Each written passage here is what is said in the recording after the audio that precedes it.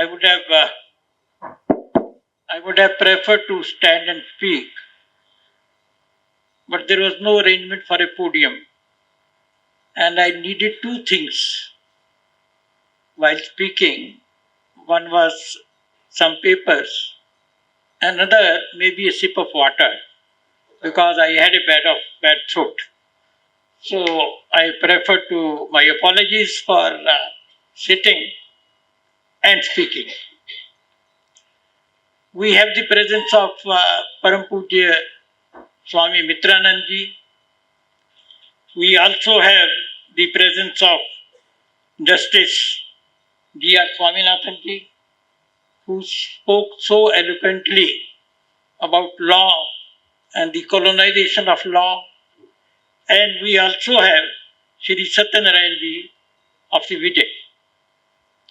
And ladies and gentlemen, I won't start my speech by saying good evening or namaskar today.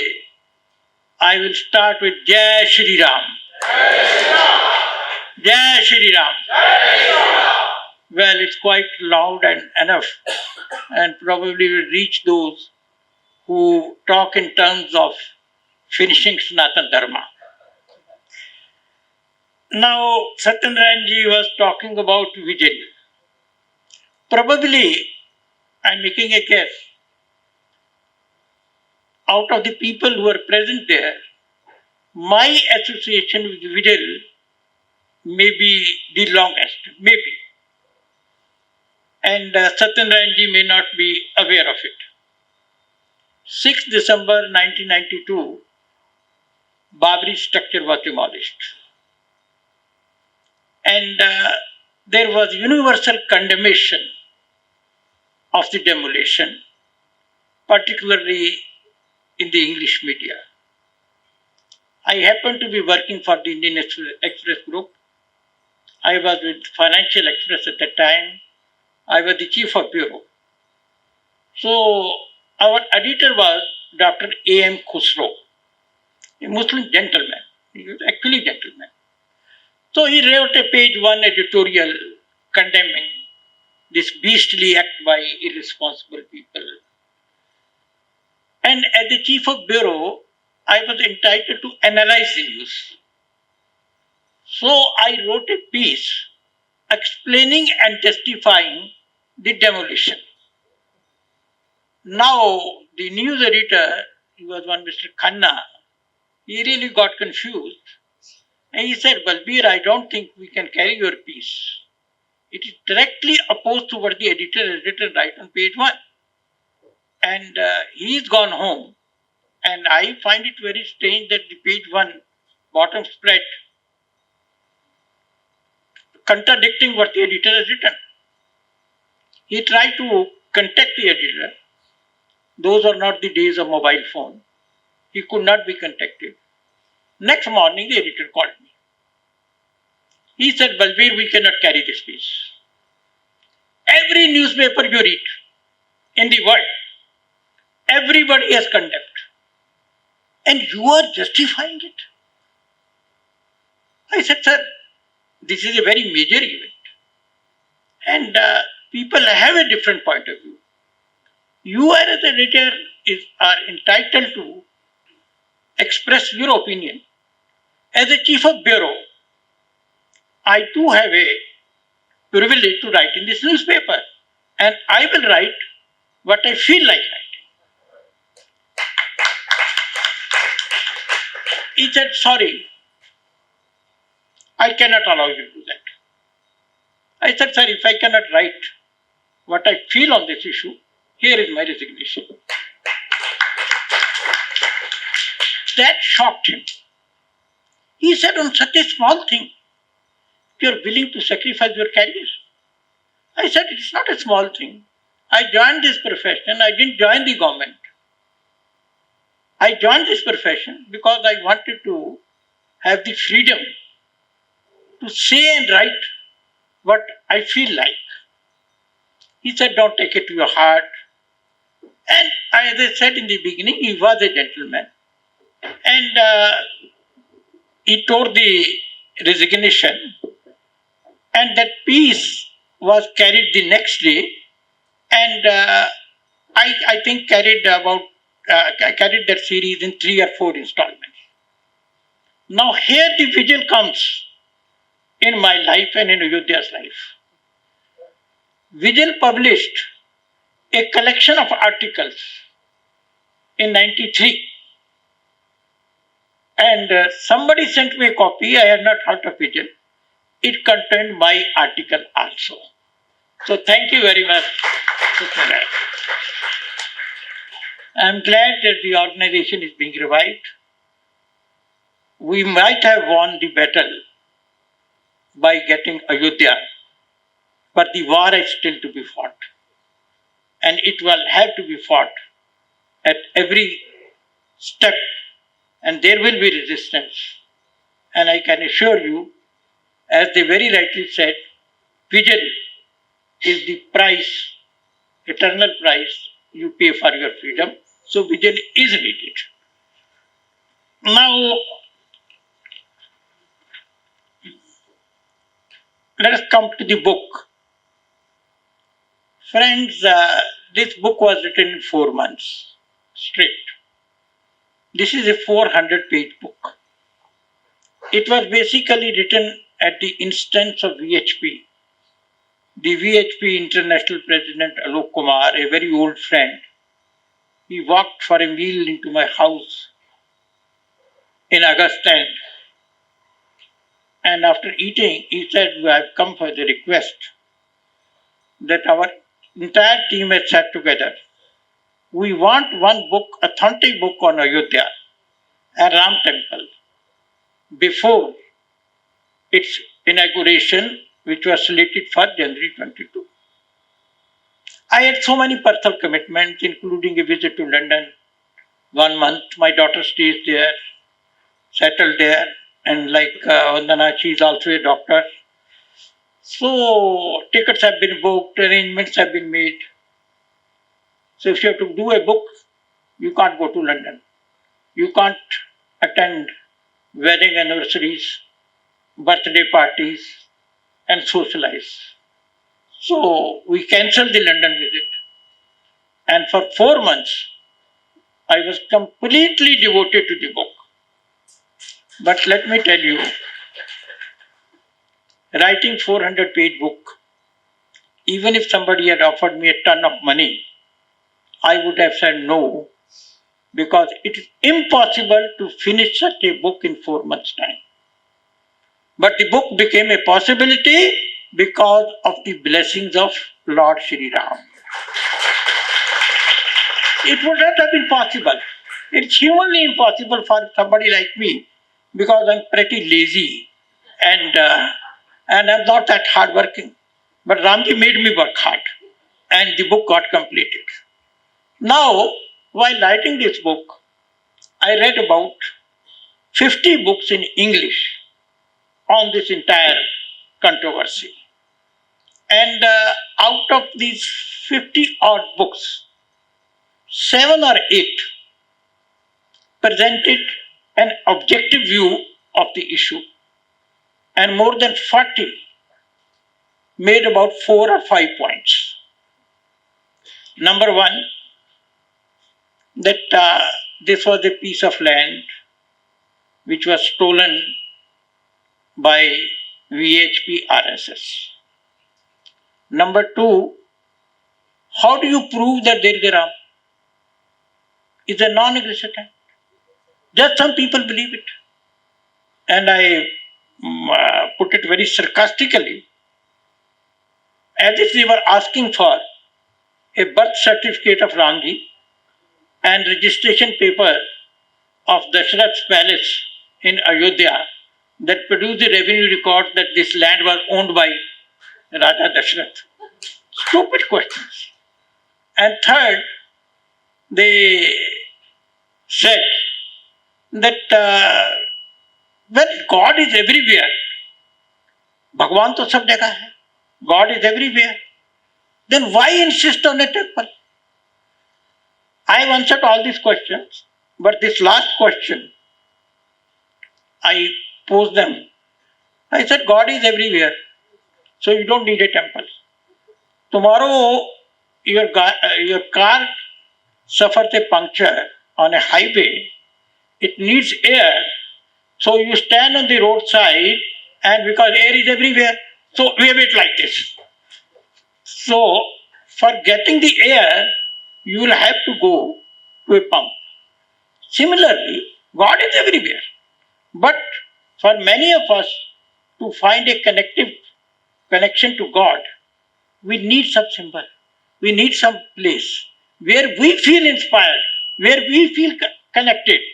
And Ram Mandir is such a place which we have been looking forward to for the last 500 years.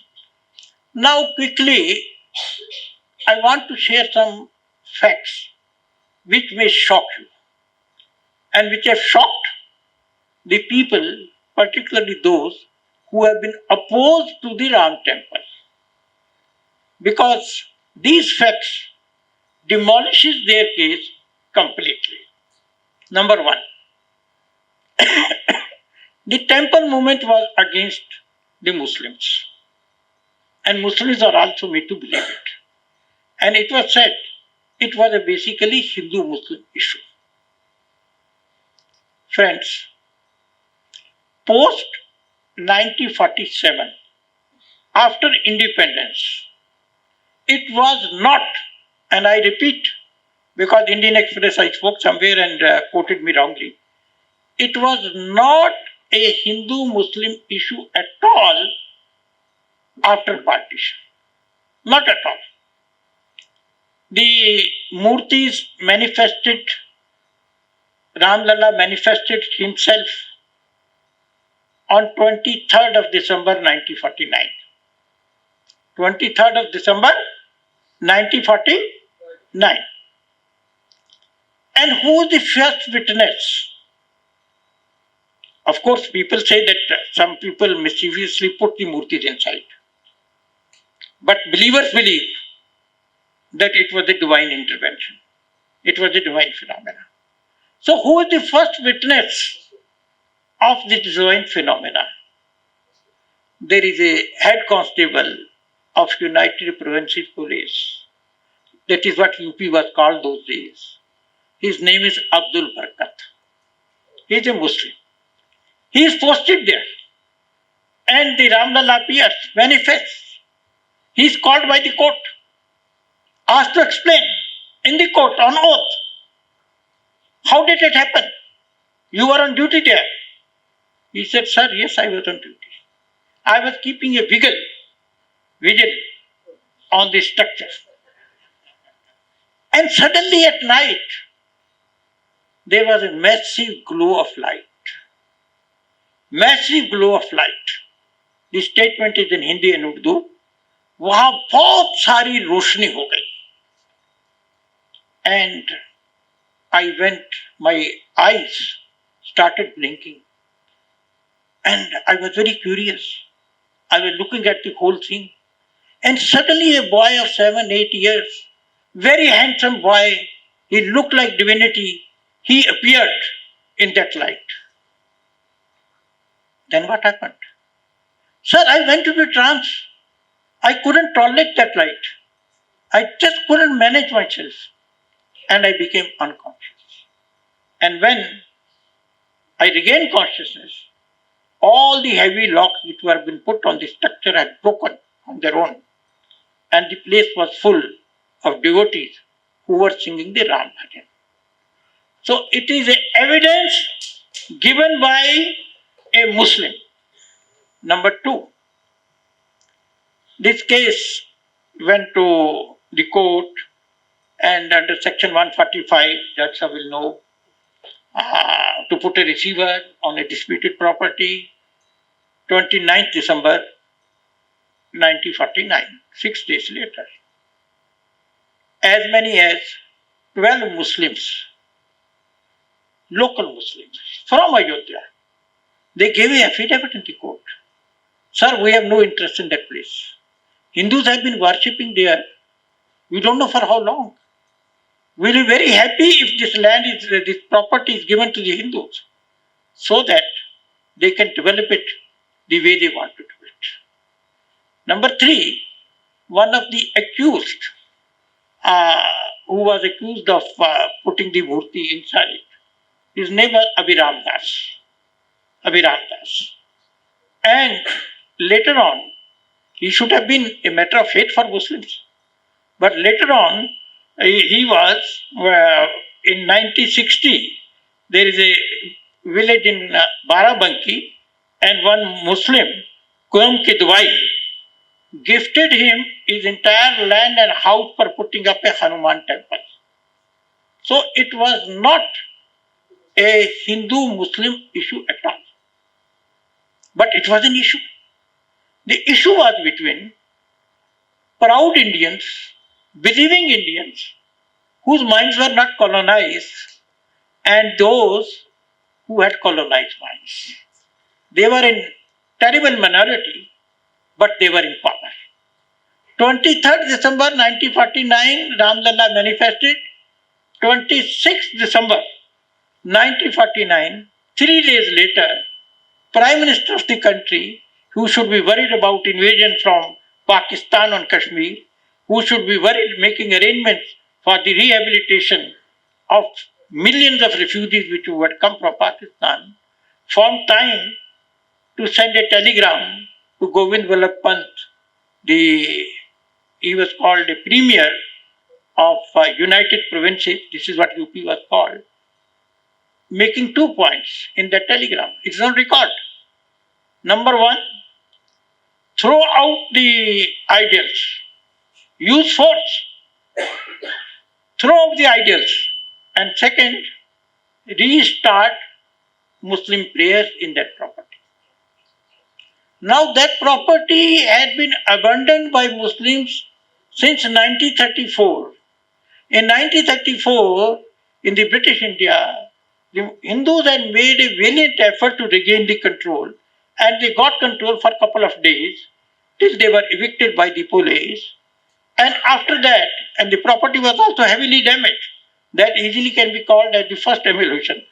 But the British got it repaired, and after that, there were so many other mosques in Ayodhya. So why go there? So there have been no prayers at all. Now, under Islamic law and under settled Indian law, mosque doesn't have the sanctity of a temple. Judge Sahib is here. There was a case of Shaheed Masjid in 1930, and it was an old mosque and taken over by the Sikhs during Maharaja Ranjit Singh's rule, and they had demolished the mosque completely and built a Gurdwara there. The Muslims had gone to the court and wanted it back. So the Lahore High Court, in its judgment in 1930, it's called Shaheed Masjid versus Shri Gurdwara Prabandhak Committee case, Amritsar. So you can refer to the law journal. And the Lahore High Court said, and I'm just reading 3-4 lines from that judgment. Just lost them somewhere. No, it's not here. It's not somewhere. I've lost it. The judgment. The judgment essentially says that the mosque doesn't have the sanctity of a temple. It's like any other property. And if you Google, you can find out how many mosques, many of them dating back to Prophet Muhammad's time, have been demolished in Saudi Arabia. Because just a structure. And for developmental purposes, the many Islamic countries, they frequently demolish mosques or shift them elsewhere because it doesn't have that sort of sanctity. So, what was demolished was not a mosque at all. And this Lahore High Court judgment was upheld by Privy Council also. And it has been quoted by the recent judgment on Ayodhya by the Supreme Court also. So that is the settled law, of the country. Now,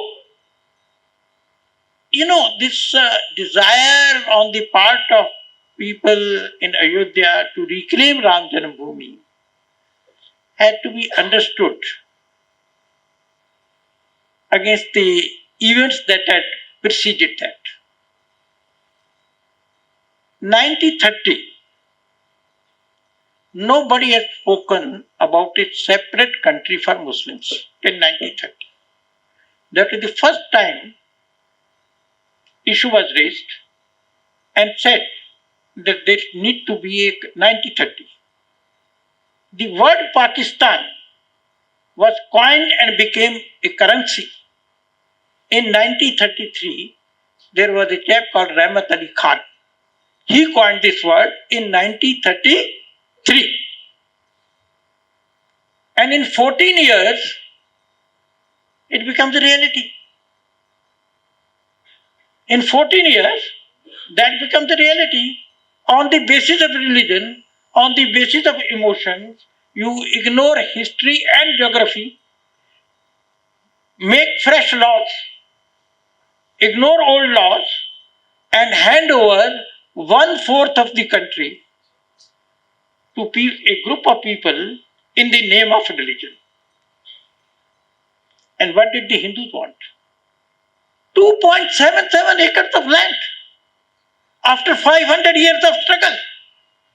Damn it, you will give an entire country to people on the basis of religion, but for 2.77 acres, you need 100 evidence कि राम जी का birth certificate लाओ, you birth certificate Ram ji, you produce registration paper. Why do you need this place?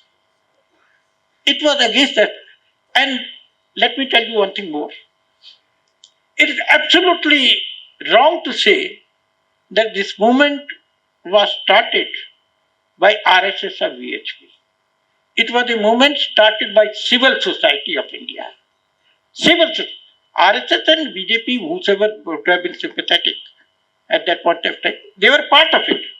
But the movement was not started for any political reason. It was a genuine desire of the civil society after the partition of the country. The man who led the movement, who started the movement in Ayodhya, was a man called Baba Raghuvar Das. He was not an ordinary person. He was a Gandhian of repute. In 1920, when he had joined Congress in presence of Gandhiji, Gandhiji had said, if 4 more people join Congress, we will get freedom faster. That was Baba Raghuvar Das. He was Congress MLA and a man known for his very simple lifestyle.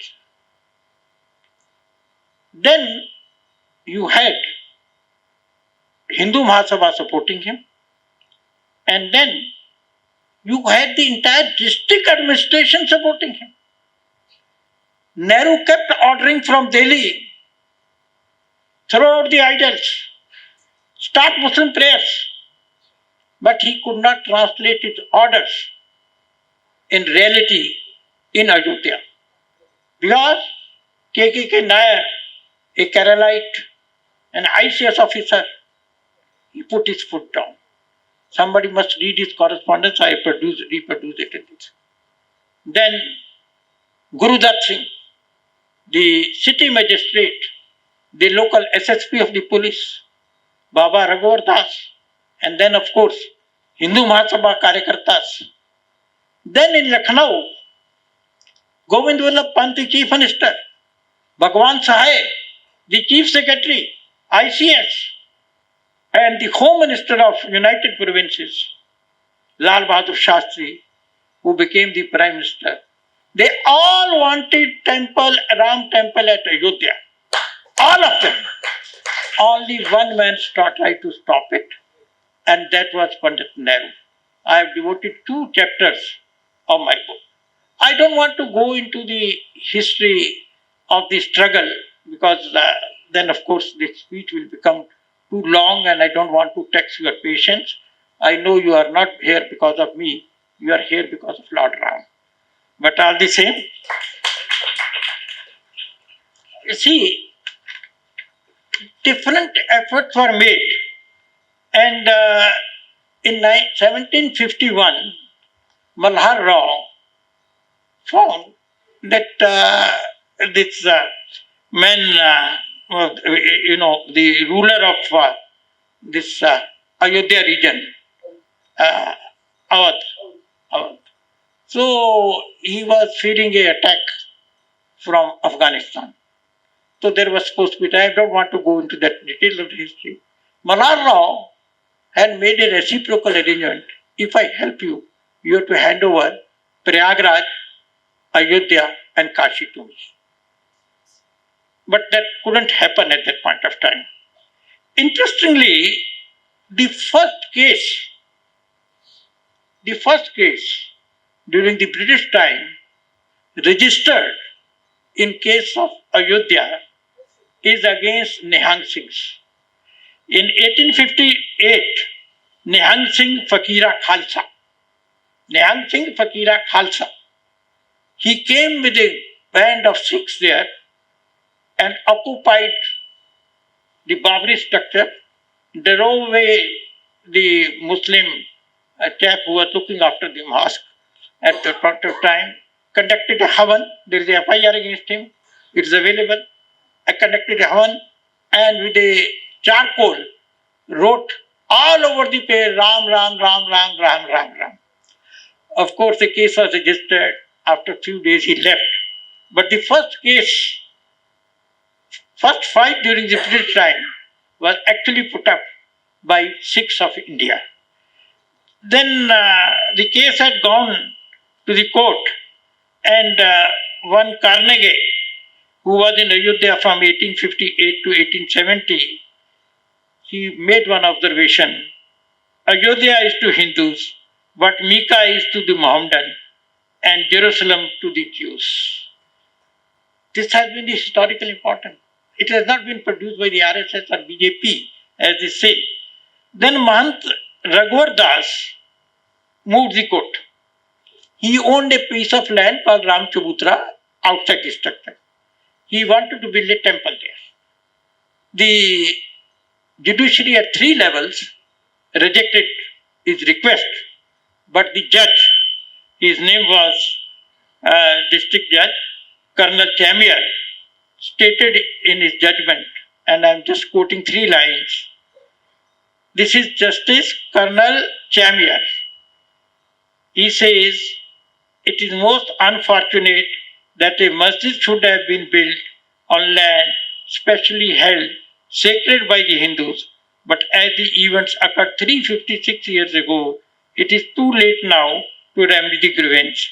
All that can be done is to maintain parties and status quo. So this claim has been accepted repeatedly, and you don't expect the British to do justice. They have come here to rule and rob, and that they did efficiently, but all the same, everybody recognized. Now, I come to, Nehru has played a very big role in starting this entire controversy. We all know about Somnath. 12th November 1947. It is the first Deepavali of independent India. Junagadh, ruled by a Muslim Nawab, but predominantly Hindu, had been merged into India. 12th November 1947, Sardar Patel lands there, addresses a public meeting. And there is this Somnath. I won't go to the history of Somnath. Many of us will know. It had been converted into a sort of a mosque. Sardar Patel announces we will convert it into a temple. Huge applause. He comes back to Delhi, apprises Gandhiji of the announcement. Gandhiji is very happy. He says it must be rebuilt.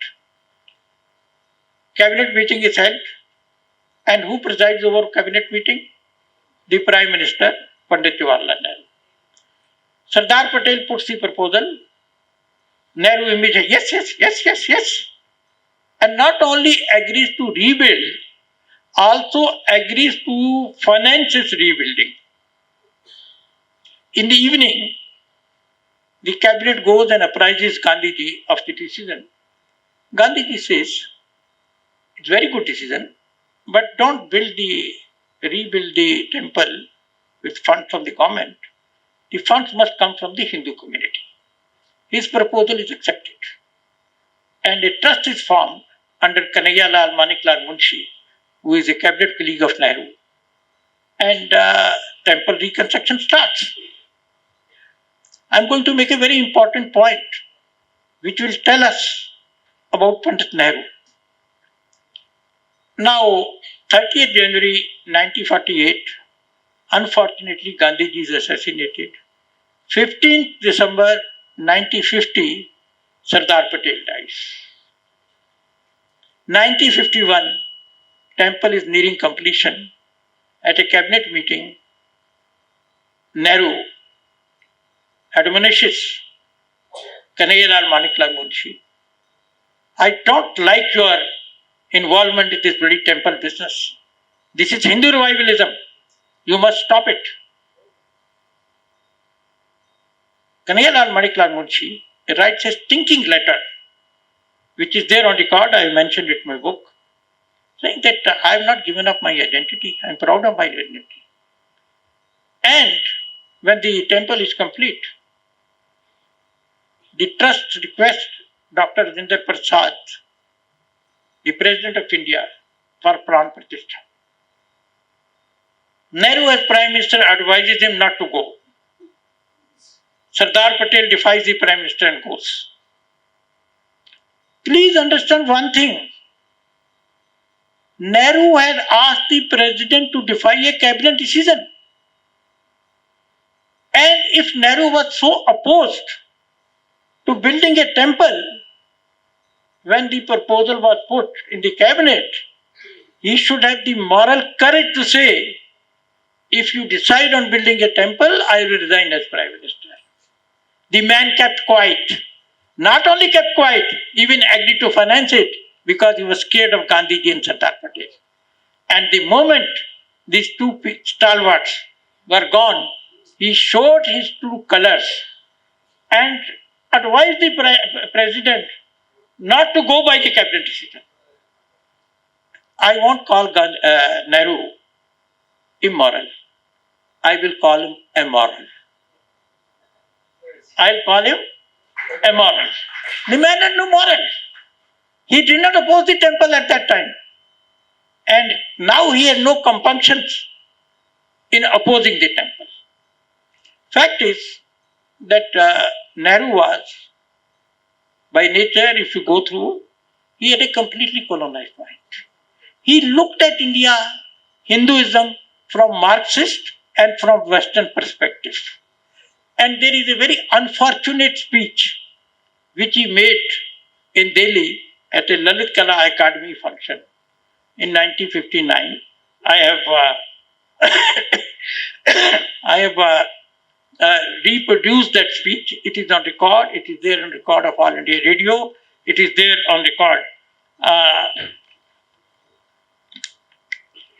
Thank you. It is there in the government record also. Because I too could not believe that any sensible person, and least of it a Prime Minister, could have made this statement. I am just reading the speech he made at Lalit Kala Academy function on 17th March 1959. Here are just 4 lines.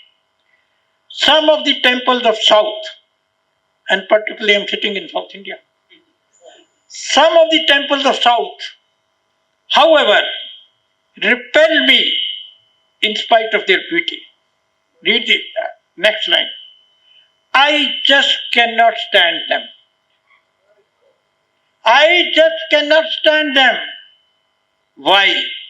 I do not know. I cannot explain that. But they are very oppressive. They are very oppressive. They suppress my spirit. They suppress my spirit. They do not allow me to rise. They keep me down. temples.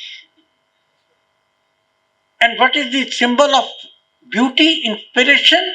In the same speech, he says, that is Taj Mahal. Can you make such a statement about a church? Can you make such a statement about a mosque? And that to the Prime Minister of India? 1959, Nehru made that statement. And this is why the UPA in 2007 filed an affidavit in the Supreme Court saying that Ram is a fictitious character, it is a fictitious story, and therefore there is no question of Ram Setu at all. Of course, there was massive protest. The government withdrew the affidavit. And recently, this January 22nd function, Congress boycotted it. You know why? Of course, they have a ideological reason, but there is one immediate reason. Elections are due, Lok Sabha. Congress doesn't have a single safe seat in North and West India. They have found a safe seat in Vineyard in Kerala. Vineyard is 55% Islamic.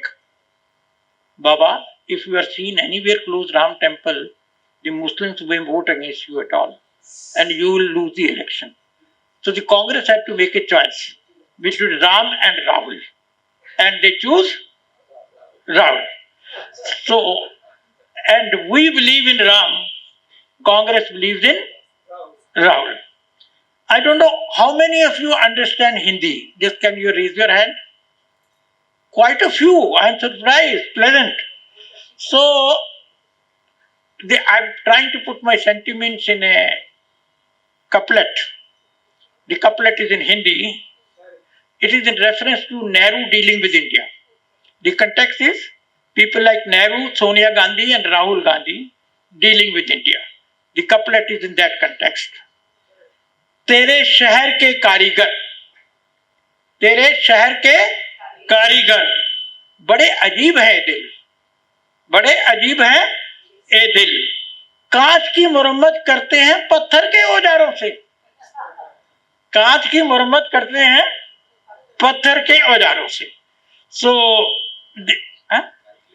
translate. It's very difficult to translate. It says, somebody can do translation? Oh, you can do it. Come and do it on the mic. Come here.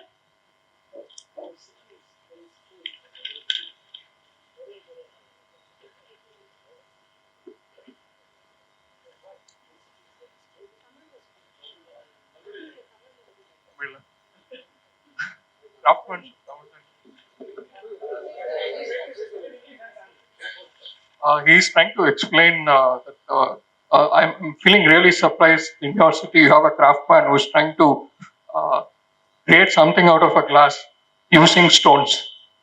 Just a very straightforward explanation. Trying to create something out of glass through stones. I mean, how can you do that? So, it's a contradiction.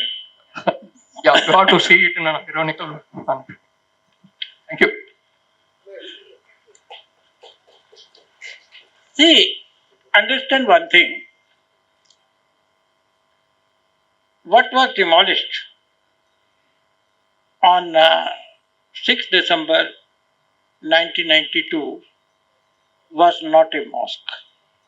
I've given enough material, arguments as per the law. Now, the fact is that it was not a mosque that was built in the originally. It was a victory memorial by an Islamic invader to humiliate the local people. And this was best expressed by famous historian Arnold Toynbee. You can Google his name. He is one of the most well-known historians of the world. In February 1962, he was called for Azad Memorial Lecture. In February 1960, he was called by the Government of India for Azad Memorial Lecture. Now, what he said must have shocked the establishment then, but the lecture is there in record. He said that the lecture, of course, is long. He told his audience that Warsaw was under Russian occupation for 300 years, from 1615 to 1915. Then the Poles got hold of their place, the Warsaw city, and then the Russians had built one cathedral there. It was called, I'll just give the name, Eastern Orthodox Christian Cathedral. Huge cathedral. Russians had built during 300 years of occupation. One of the first things the Poles, who too were Christians, was to bring it down completely and demolished it. And why did they do that? They said it is not a church.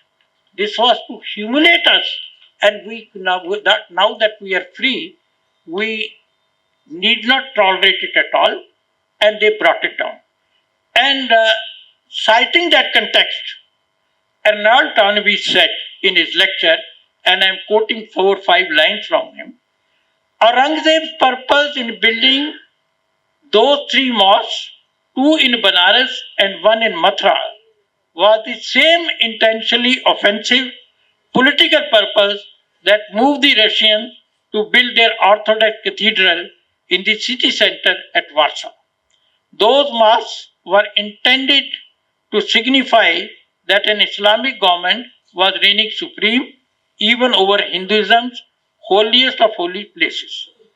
And Arnold Toynbee said, the Poles were fully justified in pulling down that cathedral. And so are the Hindus fully justified in pulling down Babri Masjid. Another shocking fact, what the Kar Sevaks did on 6 December 1992, it was fully in accordance with what Gandhiji would have done. Pulling down of mosques was what Gandhiji would have done. And when I say so, see, a question was put to Gandhiji in Young India. He answered that 5th February 1925. And I've got it from the collected works of Gandhiji. Gandhiji was asked by somebody in Young India that if somebody puts up a mosque using force on your land, what should you do? And this is a reply, I am quoting Gandhiji. If A is in possession of his land and someone comes to build something on it, be it even a mosque, A has the right at the first opportunity of pulling down this structure. Gandhiji, Young India, 5th February 1925. Go to the collected works of Gandhiji. If A is in possession of his land and someone comes to build something on it, be it even a mosque, A has the right at the first opportunity of pulling down the structure. Any building of the shape of a mosque is not a mosque. If A has not the will or the capacity to destroy the building, miscalled mosque, he has the right of going to the law court to have the building pulled down.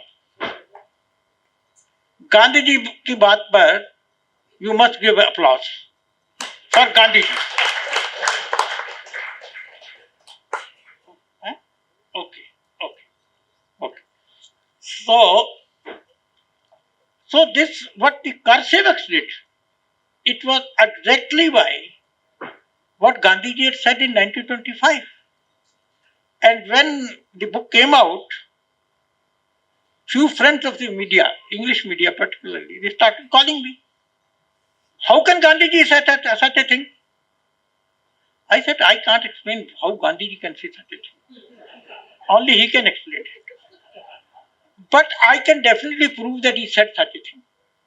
They came to my office, looked at the collected works of Gandhiji, that volume, this side, that side, as if I had manufactured something unknown, took photographs, and then one of them wrote an article. He is quoting Gandhiji out of context.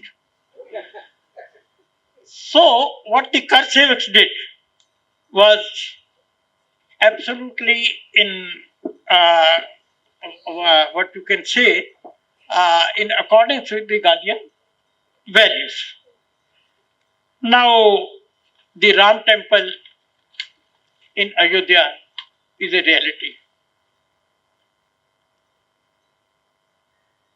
The dialogue has started on Kashi. And somebody's told me that under law, everything is frozen now. How can you have a dialogue on Kashi?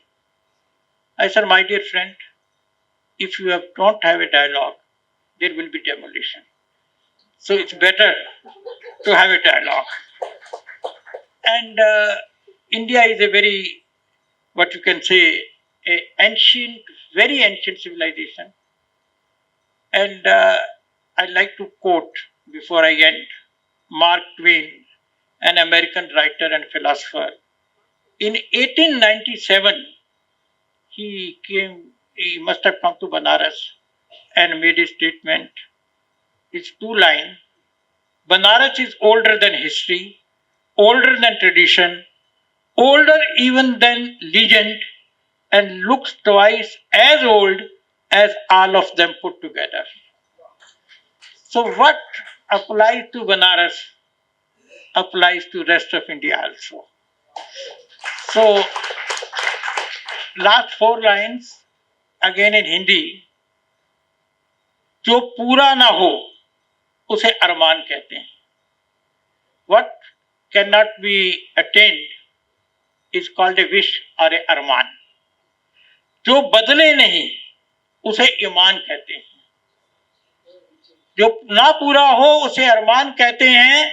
जो ना बदले उसे ईमान कहते हैं. जो झुके नहीं गिरकर उठे उसे मेरा हिंदुस्तान कहते हैं. जय Shri Ram.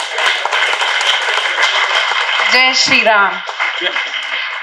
Thank you for the glimpse of what is in your book, sir. You are right, the churning has begun. Ladies and gentlemen, the book is available. If you want to purchase it, you can purchase it right away today. உலக தமிழ் சொந்தங்களுக்கு வணக்கம். நான் ராஜவேல் நாகராஜன். பேசு தமிழா பேசு வலையொலியுடைய வளர்ச்சிக்கு நீங்களும் உறுதுணையாக இருக்கணும்னு நினச்சிங்கன்னா இந்த வீடியோடைய டிஸ்கிரிப்ஷனில் இருக்கக்கூடிய ரேசர் பே லிங்கை கிளிக் பண்ணுங்கள். அந்த லிங்க்கில் போயிட்டு உங்களுக்கு விருப்பமான தொகையை பேசு தமிழா பேசுவனுடைய வளர்ச்சிக்கு உங்களுடைய பங்களிப்பாக நீங்கள் கொடுக்கலாம். நன்றி, வணக்கம்.